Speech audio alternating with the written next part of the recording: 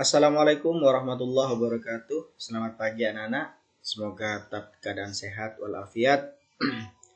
Anak-anak, sebelum kita mulai pelajaran pada pagi hari ini, mari kita berdoa agar kita diberikan ilmu yang bermanfaat, diberi kesehatan, lahir batin, dan terhindar dari segala macam wabah dan virus. Al-Fatihah. Baik anak-anak, sekarang kita akan masuk pada pembelajaran 3, subtema 3, tema 1 ya. Sudah masuk dalam pembelajaran 3. Jadi anak-anak, sekarang kita masuk pada halaman berapa? 142. Di sini ada bacaan yang intinya hari ini kita akan membahas tentang jenis-jenis usaha atau pekerjaan yang berkaitan dengan pemanfaatan sumber daya alam laut di Indonesia. Jadi kita akan membahas pekerjaan orang-orang yang rumahnya dekat dengan laut atau pantai. Jadi orang-orang di sana itu bekerjanya sebagai apa? Jadi misalnya orang Madura yang rumahnya berdekatan dengan laut. Jadi pekerjaan yang cocok untuk mereka itu apa? Nah, di sini ada Lani sangat kagum dengan potensi alam yang ada di wilayah Madura. Mulai bahan tambang, hasil hutan, sampai dengan hasil pertanian dan hasil lautnya. Nah, jadi rata-rata orang yang rumahnya dekat dengan laut itu bisa memanfaatkan alam. Laut itu termasuk alam ya. Pemanfaatan sumber daya alam. Jadi adanya laut itu dimanfaatkan oleh warga setempat. Misalnya di daerah kita, di daerah Probolinggo atau di Kraksan, orang Kalibuntu misalnya. Nah, di sana akan banyak orang yang bekerja sebagai nelayan dan para ibu-ibunya akan bekerja sebagai penjual ikan hasil dari nelayan suaminya. Begitu ya anak-anak ya. Nah, selanjutnya, di sini ada beberapa gambar laut yang mana orang sekitar bisa memanfaatkan laut sebagai pekerjaannya. Misalnya di Bali. Di Bali karena lautnya sangat indah jadi dijadikan sebagai tempat pariwisata, tempat kunjungan, tempat rekreasi itu ya. Nah, pengaruh kondisi geografis Indonesia sebagai negara maritim terhadap kehidupan ekonomi masyarakat. Di sini banyak sekali ya orang yang bekerja sebagai nelayan. Karena memang yang paling mudah dalam memanfaatkan laut sebagai mata pencaharian itu sebagai nelayan. Kalau lautnya indah, ya sebagai tempat rekreasi atau tempat wisata. Selanjutnya pada halaman 145, kalian coba sebutkan jenis-jenis usaha atau pekerjaan yang berkaitan dengan pemanfaatan sumber daya alam laut di Indonesia. Misalnya nomor satu di sini ya, misalnya nelayan. Nah, nomor 2 apa? Nomor 3 apa?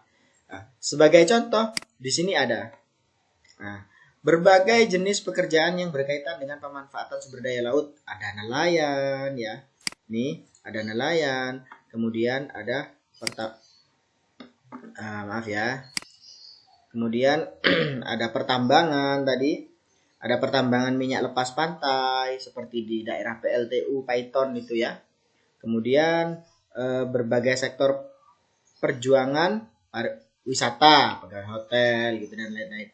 Pelayaran sebagai alat transportasi laut. Nah, kemudian berbagai sektor perjuangan di pelabuhan.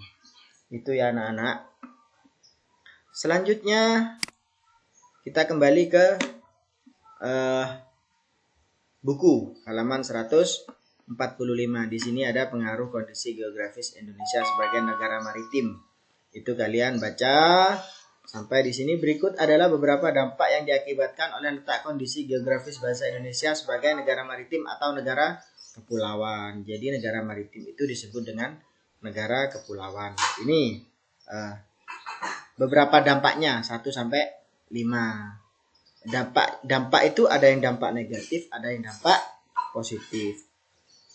Di sini sudah tercatat 1 sampai 5 dampak.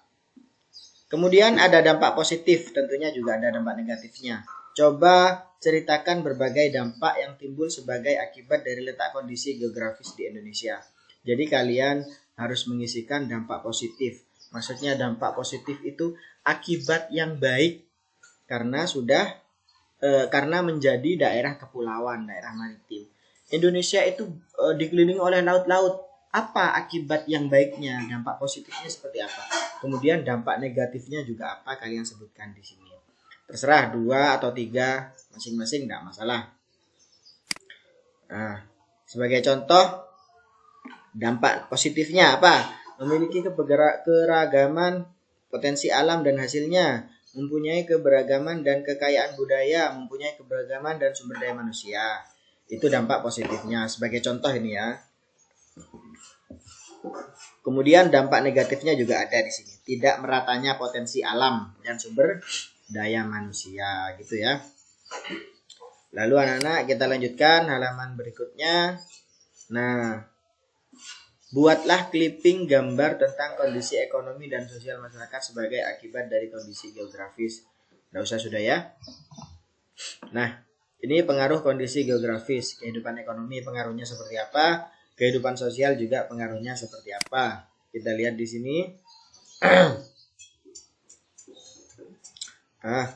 Ini sudah diloncati aja ini kehidupan sosial ini. Kemudian kejayaan bahari masa lalu. Ada sejarah telah mencatat ini ya. Kalian baca halaman 148 sampai dengan 150. Kemudian seperti biasa isi ide pokok di sini.